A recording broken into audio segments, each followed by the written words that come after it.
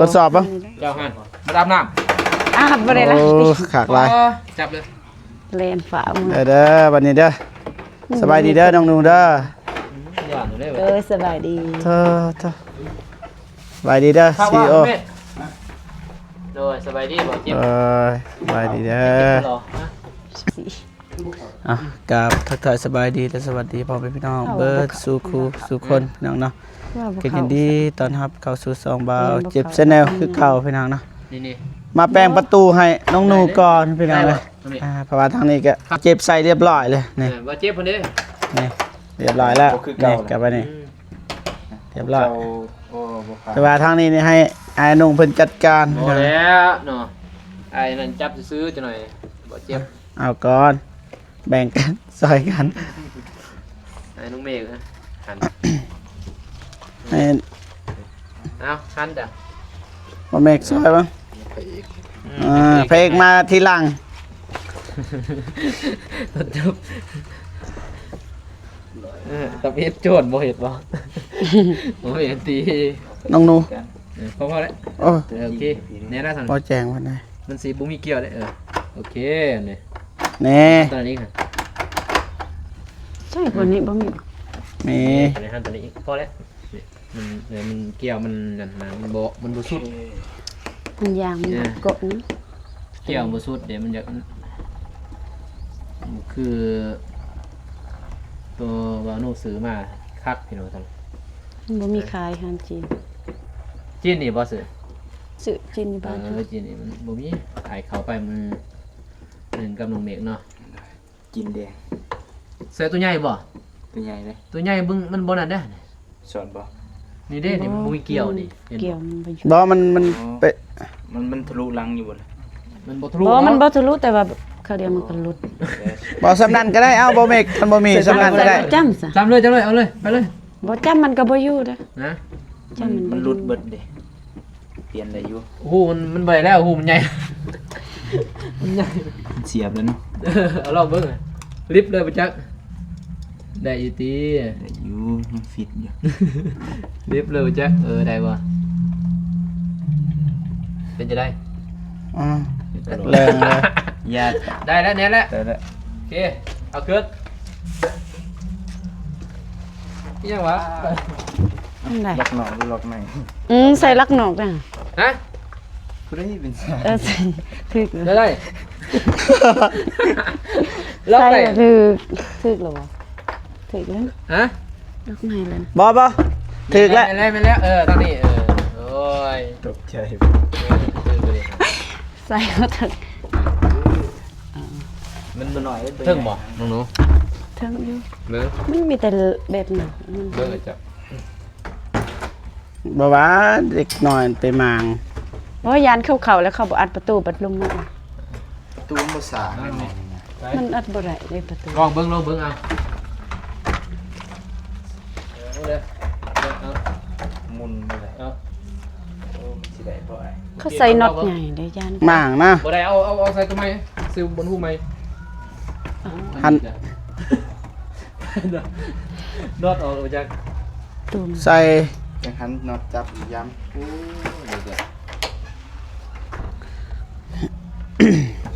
มันภาษานะตัวนี้ ออกเลย เบิ่งลองข่าวเบิ่งมันอัดได้บ่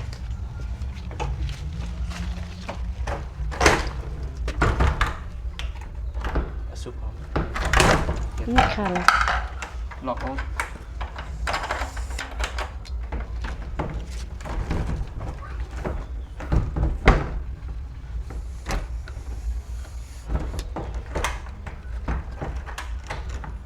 ใหญ่บ่ ได้ ได้อยู่พอได้อัดกับพอได้มัน เปิดบ้าง เพราะว่าสร้างเพิ่น ได้อยู่ สร้างเพิ่นบ่มาตรฐาน มาตรฐานอยู่เนาะแต่เป็นใส่ไม้แต่มันใส่บ่ได้เลยพี่น้องเลยเนาะเพราะว่ามันบ่มีเมินนะเฮาเนาะมันมีเมินนะปลาได้อยู่ปลาสอนใหม่เขาไปไม่ เจ้าเจาะบ่ได้นะ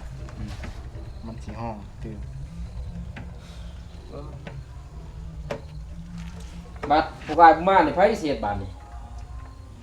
ป้าเดี๋ยวนี้เลย ปลาเลยบ่ เด้อ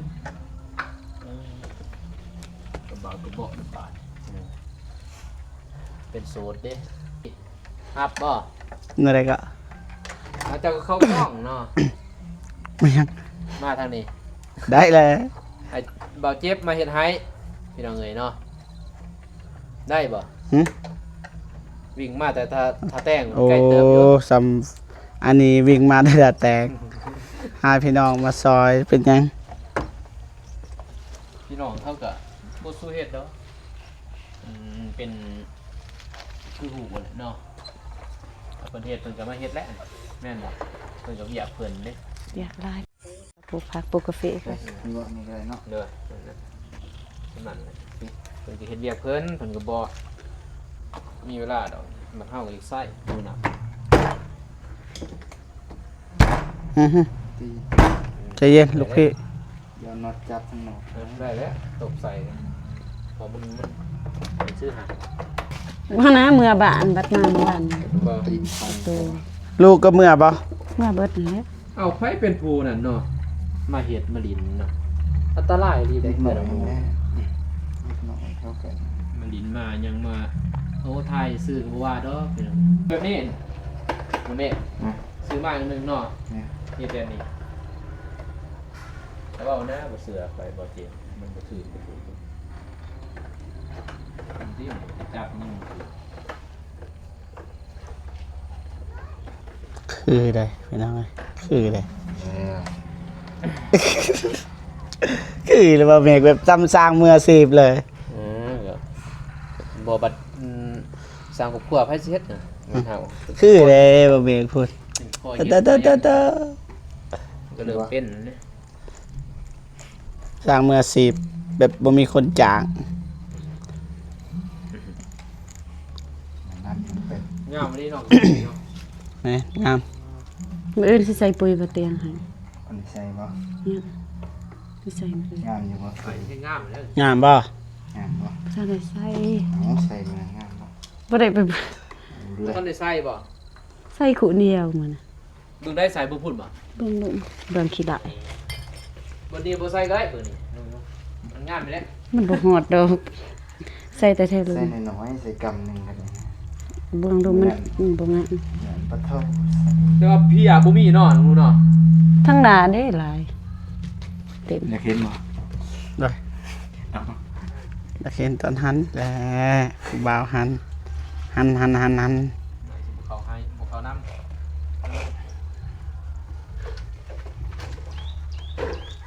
เบื้องนั้นแล้วบ่ ได้แล้วบ่ใหญ่กันบ่ ใหญ่มัดใหญ่ไม่ต้องใหญ่เขายักออกเพราะมันวิดก่อนมันซอง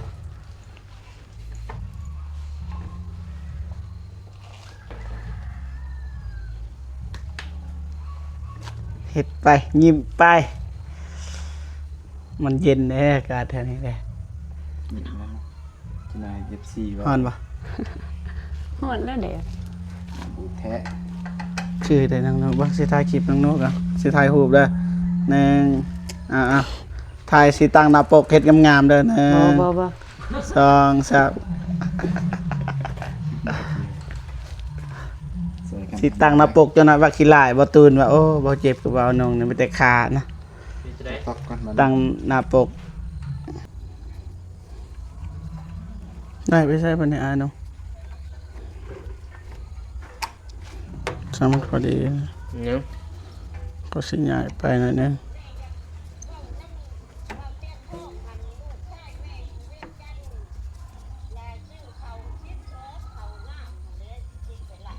รถใหญ่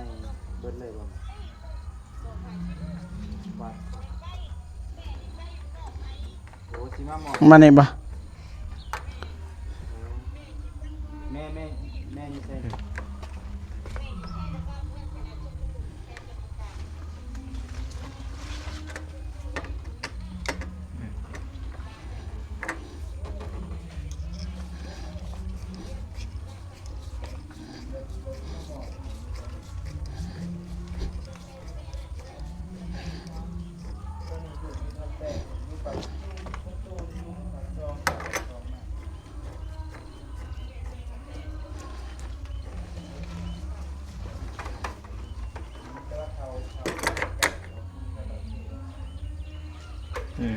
ได้ปะบอกเลยจะน่ะบ่ได้เลย ถึงแล้ว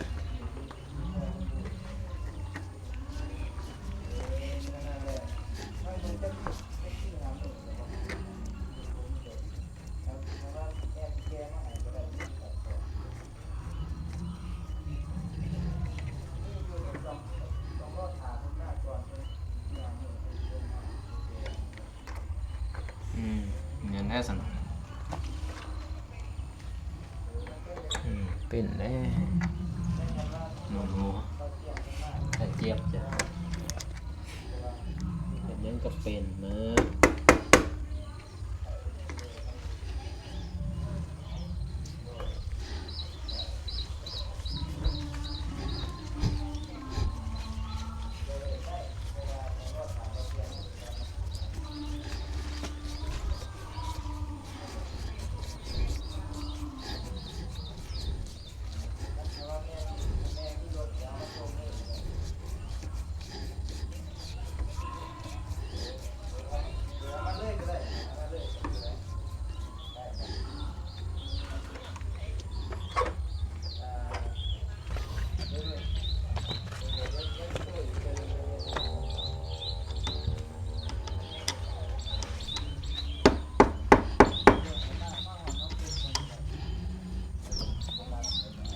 เมื่อยปะ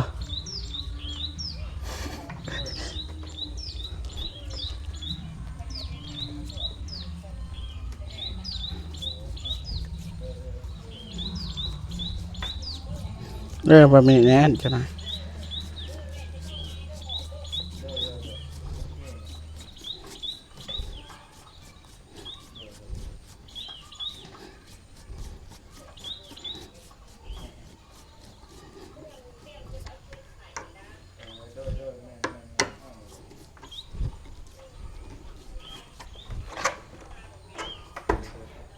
เรียบร้อยอ่ะ มาตั้งมา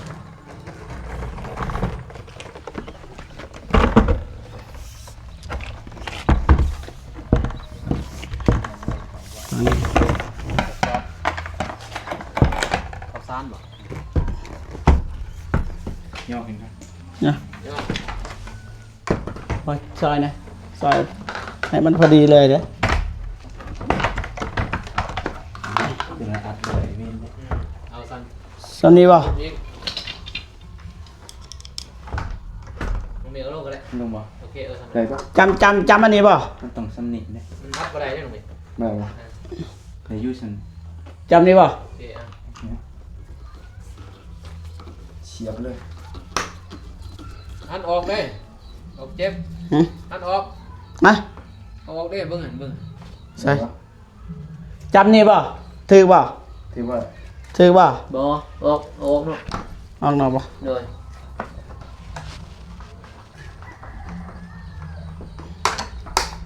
พาเลยค่อยแปลงเอง ออกกันเอามึงไม่ออก ที่บ่ บ่ออกอีกโอเคทำไมโอเค ตอนนั้นบ่ เออ โอ้ยนะ สร้างบ่ประสบการณ์ บ่ประสบการณ์ มันมาประสบการณ์ พอดีบ่ โอเคพอดี อย่าบอกนั่นนึงโอเค เอามีดนะหันออกทางไหนเอามีดไป เอามีดเรียง น้อง เอามีจ้ะ หนูเอามีดมาปาดตัวนี้มันเป็นเหลี่ยมอ่ะ มันพอได้แล้ว อันพอแล้วอันออกเย็บปูเลยอันนี้เครื่องนี้ไปพ่อทำไมนะอันนี้คือ เอาบ่แม่ง มีดมาปาดตัวมันเป็นเหลี่ยมโอ้ ดีเลย ปาดเอาเหลี่ยมเลยอย่างนั้นมันมืด ได้อยู่ เบิดแล้วลูก ทัน มื เล ด ย แดงเลย บ่ฮู้เด้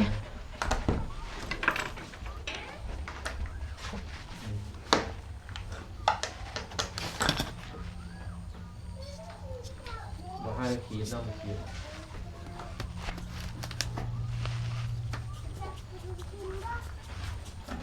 โอเคแล้วขีดใส่ว่าจะปาดตัวเหลี่ยมตลอดนะ เอาลองอัดบ่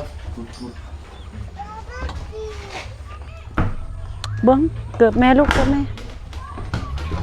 โอ้ย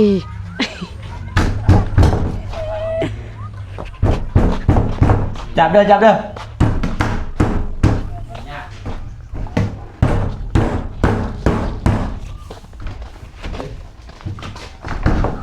เดี๋ยวอ้าวเดี๋ยว แล้วเปิดบ่ได้ บ่ได้ห้ามตัวนี้ออกแน่มันออกก่อน เฮ้ยไม่ได้ป่ะ เงื่อนขึ้น บ่ได้อีดี เงื่อนขึ้น เอาขึ้น เงื่อนขึ้นได้บ่ บ่นะเอาขึ้นบ้านไม่เห็นนะมึงได้ปะเด้อ เลิกเจ๊ เดี๋ยว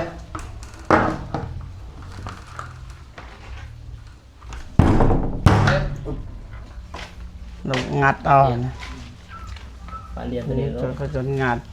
มันเป็นหลอกเน่นี่ โอ้นี่เอ้ยออกป่ะตัวนี้ ออกอันออกมาจับเลย ยับ อ้าวคนกำลังขี่ได้เนี่ย ขี้เราเด้อปาดออกตอนไหนก็ปาดตัวนี้นั่นมันมีเมินคือเมินมากแค่นี้ตื่นเอาเมินแดง โอเค ละเอียดมันบซาขนาดอันเขาได้อัดได้ จับเด้อจับไปดีเด้อ เราจะว่าสิออกแต่ห้องน้ำออกมาได้ ออกกันออกได้แล้วคันเห็ดเนี่ยมันเพ น้องนมเขานั่นไปคือดามูลอกนี่ไหนคือแบบใช้ยาหนามสุดท้ายติดตัวนี้ไม่รู้ เด้อ สิอาบน้ำเด็กกับบ่ฮาน อาบห้องนี้ อาบบ่ทันเอา อาบห้องนี้ ห้องนั้นมันเปิดบ่ได้ บ่ได้ ปาดเด้อ น้องสายอาบมันนั้นล็อกตัวเอง บ่ทันว่ะ น้องให้ไปเปิดคือเก้าแล้วเปิดบ่ได้มันซ้ำมันสิได้มันกระโดดตัว บ่ได้ซากเด้เลยเพราะว่าเวลาเฮากอเฮาย่างเอาตัวนี้ลงไปเลยนำกันนะจับใหม่ใส่มันก็เน้นง่ายสะดวกสบายที่ตัวนี้มันบ่ซาก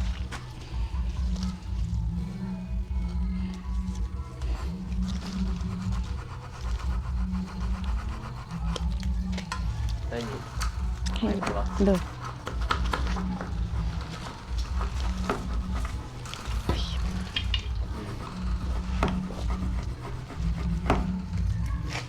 มีใหม่ปลาใส่นี่ครับโอ้ลองเลย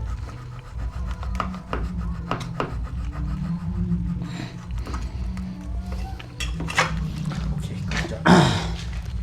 ใหม่ใส่เลยป่ะ ได้แล้วมันใหญ่ใส่ลูกเนี่ยมัน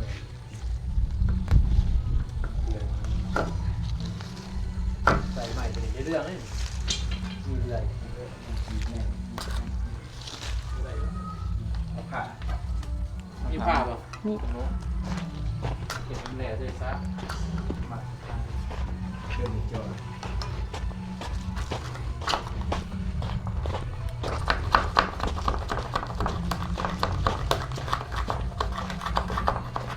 เริ่มเหมือนเนี่ยไปตรงนี้ บ่มันยากเบิ่ง มีดจะโอ้เนาะเดียวมีดเนาะ แบบนี้เบิดมันบ่มี บ่ สาม มันบ่ได้เบิ่งนี่อันนี้แควมันบ่ได้ ผ้าป่ะ เอาผ้าใส่เดี๋ยว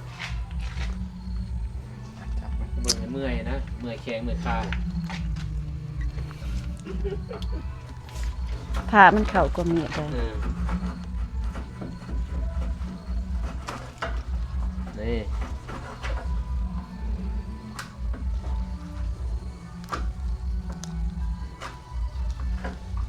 คือแหงขึ้นเปิดเปิดตู้ว่าแหงขึ้น เนี่ยคือแล้วแนวมึนเลยเด้ยังไงเนาะ น้องหนูก็ใจสั่นเลยแบบตึกมื้อใดเด้อสิได้ไปตอนไหนเด้อ มากบ่กินเหล้ากินเบียร์เนาะบ่มาก ไปกินกระปุ่นเขาเฮ็ดซื้อ กินเหล้า ไป กิน ซี เบียร์ นเขากินเขาเฮ็ดไปซีนเขาเฮ็ดกิน กินซื้อเนาะกินไล่ก็บ่ได้ กินกะนึงมัน เอาใหม่ใส่ป่ะ มันแกงมันหวานคือ แกงหวาน เด้อ ยังบ่มักเด้หวานกระปุ่นเขาซื้ออยู่นี่บ่แซ่บ กินใส่แซ่บ ถ้าแตง ถ้าแต่งแซ่บบ่ เด้อ กระปุ่นถ้าแต่งกิน นี่เขาเฮ็ดใหม่โรงงานใหม่มันบ่ทันสมบูรณ์แบบนั้นเลยกินได้อยู่กิน แต่มันบ่แซ่บได้เนาะ กินได้บ่หลายแก้วหนึงอีก เออ เขายังกำลังปรับใหม่เฮ็ดห้องน้ำใหม่ นี่ห้องสมัยตรงนี้โอเคเอาใหม่ เนาะ เป็นห้องสมัยผ่าจังสิไปก่อน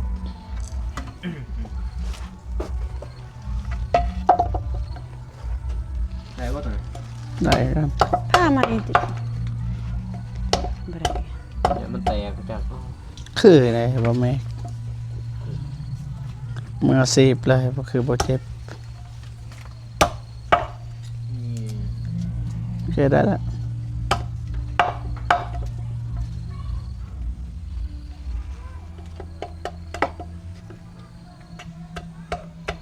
ยิ้มเลย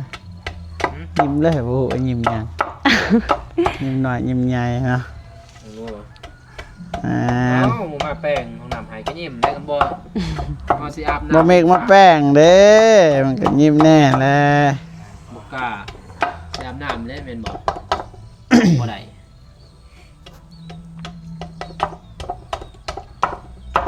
นี่จริงจังเลย เลย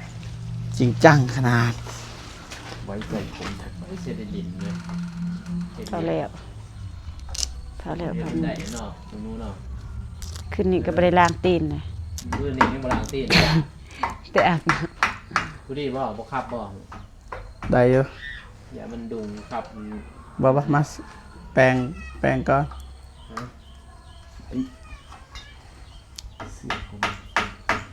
ผมเคยผ่านมาเยอะนี่มันสิหักเลยนะ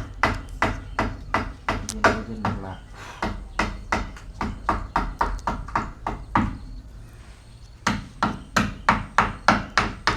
เฮ้ยหันน็อตจับไว้ ำตัวคายกระดาษ เป็นขี้ตกตีทับ บ่แล้วสิ หันน็อตมาจำไว้นะ จับไปแน่นอนจับตัวนี้ เจ้าเนาะ บัดเลยอุตส่าห์ตั้งใจอุตส่าห์ตั้งใจ บ่มันนั่นบ่ลงนี่มันสอดบ่ ได้อยู่ เอาสอดกะเพราเลยซะอันน็อตก่อน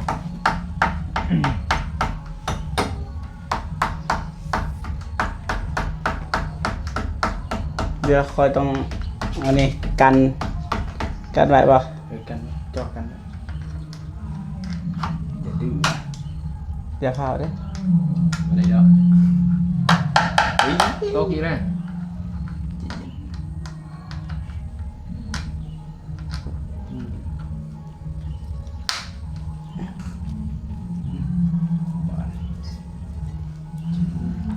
มันจะลมไปทางนั้นอีกแค่นั้น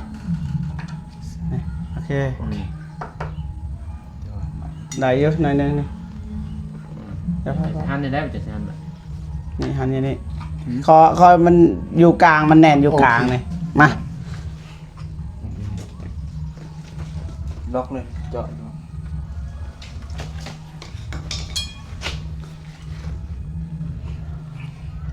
ใจ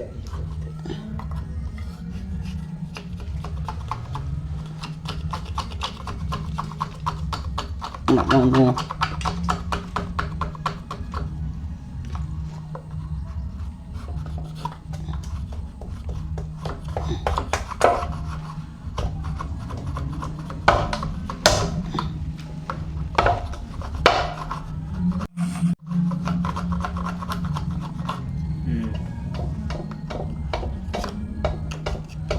ละเอียดได้คอเห็นยายเจ็บอยู่นะ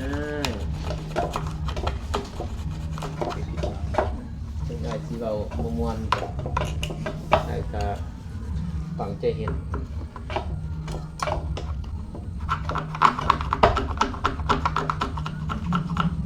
มาบ่แม่กวันนี้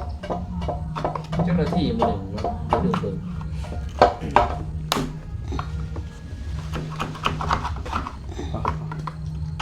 กวางเกิด กวงบก แล้ว กวงบกเกี่ยวละคอยรัดอย่าเผาเด้อมาเผาสิรัดทาน ก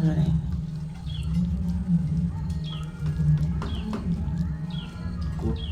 มันน้ำกู โอเค โอเค ให้ตรงกลางมา เอาเหรอ มันจะเอาประตูเขาบ่ได้อีกอ่ะ ได้ เนี่ย อยู่นอกก็สิใช่ไหม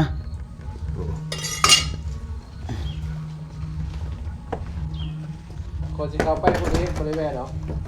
เขาทำลาย เดี๋ยวเอาขึ้นมา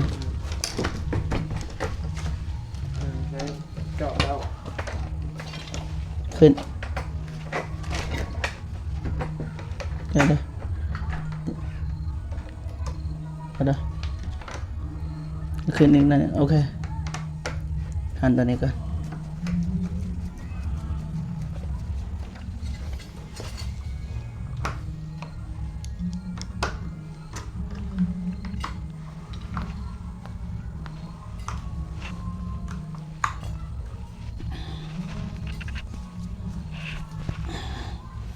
มันแน่นเลยนี่ใหม่เลย จีบว่ามา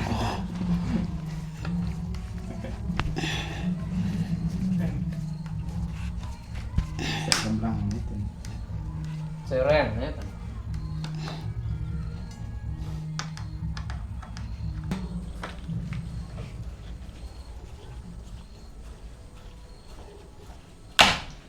ตู้ มันดิดใหม่นะ หลุดปะไม่หายปะ มาว่าจีบ นี่อยู่นี่สิแน่นตัวกลางแหละ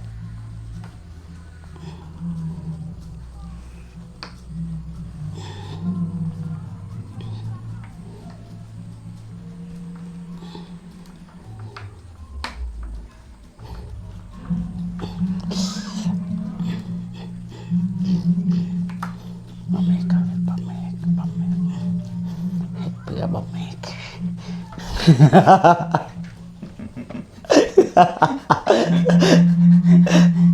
เพื่อนคนอื่นที่มาเพื่อบะเมกนะเอาหยอกนะฮะ เดี๋ยว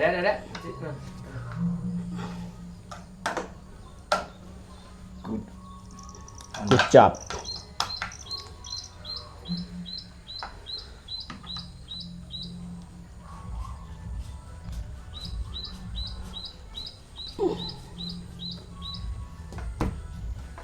เอาโก้กดเข้ามาเลยเนาะ เจอบางอย่าง เยอะอยู่ป่ะ เอาเจอเลยซื้อน้ำปั่นติดนี่น้ำปั่น น่าจะเหลือน เหลือก่อน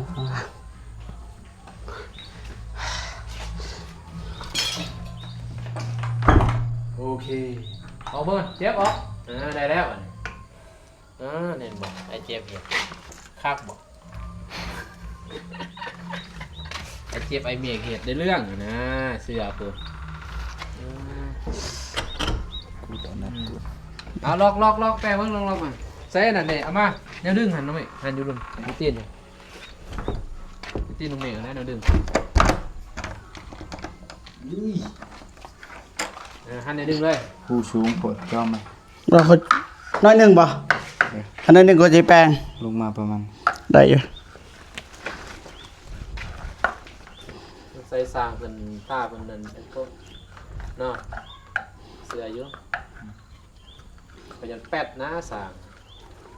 ตอนแต่งก็ ผิดพลาดต่างมงกุฎ ตอนเราต่างเลยยังสง เพิ่น สัยเรา บอก แปล ว่าก บ่มีประสบการณ์เคยต่างกันมาเนี่ย เอาเราเป็นแต่ไม้เป็นอยู่ ครั้งแรกแล้วบ่ติดอะไรนะผิดพลาด ติดผ่า โอเค เช่น เบิ่ง นี้ ก่อน งานน้ำไม่มีแล้ว เปิดประตู เอาอีกบ่สร้างวันนาสร้างส่วนนี้เอาอีกบ่ ไปหาพี่น้องมาเฮ็ด ลาบแล้ว สิติดกิโลใส่ มาติดกะโหลสั่งเฮ็ดเองเนาะ บ่แม่น สิให้พี่น้อง น้องเพิ่นบ่มักนะแบบนี้ เป็นมาเป็นนั่นบ่ โอ้มาไม่วะ โอ้มัดนะฮะให้ดูบอก ตั้งแบบนี้อุ้ย ดีมัก แบบนี้มันมักรุด แบบได้หมด อ่ะตั้งแบบนี้ เราเพิ่นมักแบบนี้ รุดเบิด เอาตัวหน่อยเด้เจ็บเว้ยอันนั้นนอนหน่อย แบบนี้ครับ เอาน็อตหน่อยเปิด คือการ ดุดแบบนี้ ใส่น็อตหน่อยเนี่ยมันบ่มูนอ่ะ ใช่นี่น็อตหนึงใช่นี่มันเสียเลยบ่มีดุ สองอันบ่ บ่ได้ยิงเฮ็ดนำบ่ หมอ เฮ็ด นั่นที่จะเปิดบ่เป็น มันเบาบาง อันนึงนะ ก็ใส่นี่ได้ใส่บ่ได้อีก ตามคนมักนะเซ็ตอะไรมันมักแบบได้ ย่านมันหลุดนะแบบได้ก็หลุดใส่แบบได้บ่หลุดใส่แบบบ่หลุด ใช้งานดนมันก็รูดโอ้ เอ้ย อ่ะ มีบ่ทันได้ใส่สำหลุดก่อนถ้าบ่มีเข้ามาบ่ถึงอีกหลุด ก็ ก่อ เพิ่ น มเนาะบ่เตียงเราเนาะเนาะ บ่เตียงนี่รุดได้จอมกำลัง บ่มีฝรั่งบ่มีฮะ ประ ง่าย ตู กับรุ่น นี่ นะ มัน ทัน บ่ บ่ ท ได้ น เนาะ ประตูยางเกี่ยวมันบ่จับ บ่ต้องมูนนะจะบอกตัวนี้เฮามูนเอานั่นเอามีทอย่างใช่ดอกเฮามูนก่อนมันบ่มีเกี่ยวนี่ โอ้บ่โดนหรอกคันแบบคนแบบใจเย็นนะก็คือบ่เจ็บนี่ได้ เอาสมมุติว่าปวดแห้งนั่นเนี่ยแล ตึ้ง อัดทุตับปัดไปเลย จับ บอกว่ากับสมาธิแล้วเว้ยก่อนปวดแห้งกับยาได้เลย เจ้าของนี่สิอยู่ยานผู้อื่น เขามือเลย คนอื่นแล้วเขาคือว่ามันแนนนานบริแนนได้มันเป็นอย่างแข็งสุด ไม่ตี แล้วบาน เออ ว่าบูเลย ใจเย็นเด้อ มีสัน ใจเย็นอ้ายใจเย็น ยิงไว้ จะน้อยสิยินน้ำให้กินดอก น้ำบ่มีแล้ว น้ำกูมี เขาบ่มาส่ง บานนี้ไอ้เจ็บ บ่ ไปรับไปส่ง อื่นกินก็ได้ มื้ออื่นอีก อดก่อนไปซื้อบ่ทันเลย ตันเด้เนาะน้ำกูมาส่งกินน้ำดันบอก กินน้ น้ำจะดีบ่ได้เนาะ ำกินน้ำตัวผมไปตองปลา เอาต้องได้อยู่เด้อ บ่เอาละได้อยู่ มันก็ดีกว่าตัวนี้แหล้วตัวเขาหันตะบิดน่ะ เอาตัวนี้ก็บ่แน่นคือกัน แน่นบ่ฮะ แต่มีวิธีอยู่ให้มันแน่นมีวิธีหนึง สิบเก้าก าว กาว สิบเก้าต้นมาใส่ กาวอยู่เลย กาวเดินมันย่อยใส่นี่ เอาก็ได้ เก้าต้น มันจะมี ไปซื้อก าวก็สร้างอยู่ บ่อยู่ กะ เก้าต้นอะไร บ่กาวตัวติดใส่พวกสังกะซอกสังกะสีใส่อันนี้นะใส่อันนี้โดยเฉพาะนะใส่พลาสติกนี่อยู่เบิด แล้วเก้าต้น บ่มันเป็นคือสีเลยลากไปอยู่เลยถ้ามันแห้งเนี่ย มันจะคอยเอาเนี่ยระมัดระวังเอา ใช่ของทางนอกบ่มีบ่ ทางถนนใหม่ใส่ตัวหนก เพิ่นบ่อยู่ไหน มีบ่อยู่ไหน มีโอ้ เดินเบิดเลยลองเบิ่งตัวใหญ่บัดนี้ตัวนี้ ใส่หูเก่านี่บ่ แต่มูนเอาเจ็บ ว่าผู้เก่าบ่ได้นะมัน มูนเบิ่งนี่มูนตัวนี้มันมีเกี่ยวเอานั่นมูน เกือบมีปะโอ้ได้โทษ ใส่ ผ่านั่น พาแต่มันยังตำโพด เบียร์ก็ได้ฝาเบียร์ นี่นะนี่ปลาตัวนี้ซะ บ่แบะใส่นี่ก็อยู่คือกัน ใส่บอลทันอยู่ตัวหน่อยก็อยู่กับตัว ตัวน้อยนอดน้อยอยู่ ตัวหน่อยก็อยู่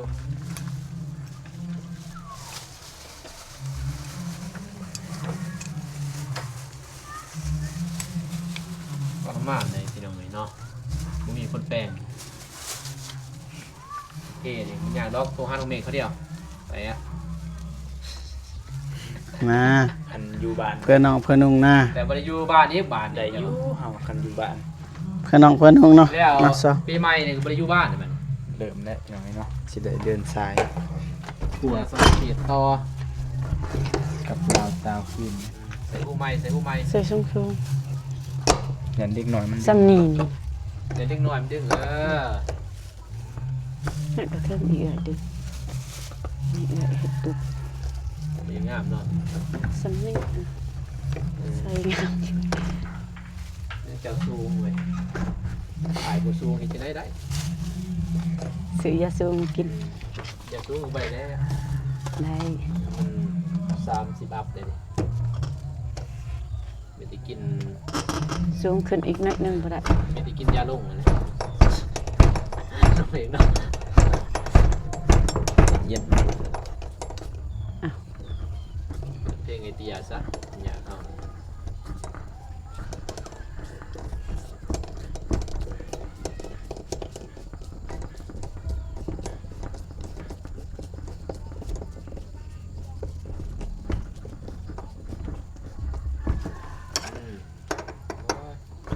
เจ้าของ ต้องมอง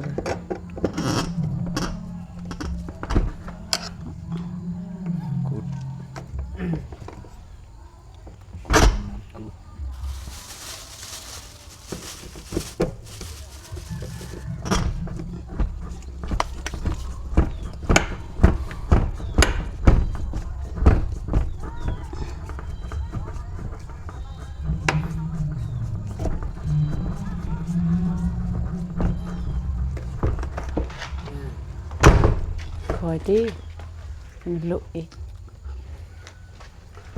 ตอนสร้างอยู่นี่เฮ็ดแห้งๆรอด อ้าว คันเพก็หมูแป้ง ตอนจะอยู่คนเดียวจังเฮ็ดเบาๆอ่ะ เสือสร้าง โอเค โอเคบัดนี้สำเร็จเรียบร้อย จบเดี๋ยวเอามาอีกบัดนึงสีแต่งให้บ่มีดุดบานเสียรถก็เฮ็ดเป็นอะไรบ้างว่า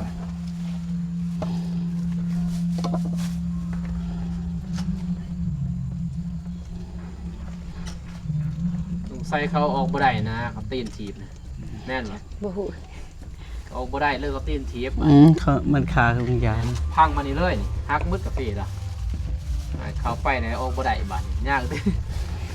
สงสัยเด็กน้อยนะ ของนำมีแต่เจ้าของมันให้เขาอื่นมันเข้าบ่ได้ คนอื่นไว้เขาเลยตีนทำจนออกเลยนะ ลงบ่ทิ หลับก่อน ได้แล้ว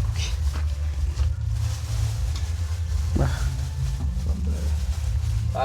เรียบร้อยอ่ะขอบคุณในไลน์ครับ เลย นี่บ่ใส่เลย สีออ อยากใช่ป่ะใช่ นั่นให้น้องเพื่อนเอา จันมันรุดดิ นี่นุดเลยนะ เป็นแห่งอันตรายนั่งอยู่หมูมาแกะเลย ตายค่ะทีเลย ปินมาทางนี้เองเนาะ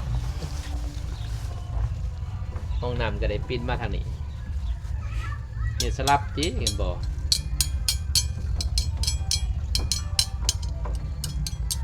โอเค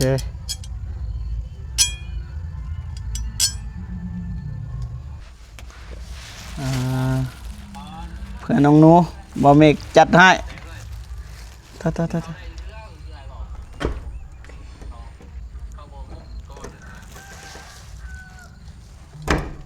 โอ้ ได้แล้ว เมื่อยแล้วหัวละ เริ่มเบิดพลัง น้ำเย็นๆนี่นะจากจอกบอเมกว่าเฮ้ย จนายสิพาไปกินเบียร์ หมด เย็น ไป จ่อย กินให้สิกิจงานเฮาบ่มีไปกินไอ้อนุขึ้นแล้วล่ะเฮานี่ น้ำก็มีน้ำเย็นใส่น้ำ ดนๆเท่านึงเคยอยู่ เคย มันดองยังปฏิเสธเขาบ่ได้ไปเรียบร้อยอ๋อเรียบร้อยบัดนี้ไอ้บ่าวคนรอเฮ็ดแล้วสำเร็จเรียบร้อยพี่น้องเนาะบ่ได้ง่ายเลยเนาะแต่เบิ่งมันง่ายพี่น้องประเทศมันใช้เวลาหลายคือกันพี่น้องเนาะเจอกันคลิปหน้าพี่น้องจังได๋ก็ขอบอกขอบใจขอบคุณFC ทุกท่านนะครับมาให้กำลังใจตลอดมาพี่น้องเนาะเจอกันคลิปหน้าพี่น้องสำหรับคลิปนี้สบายดีเด้อพ่อพี่น้องเบิดสุขสุคนพี่น้องเนาะไป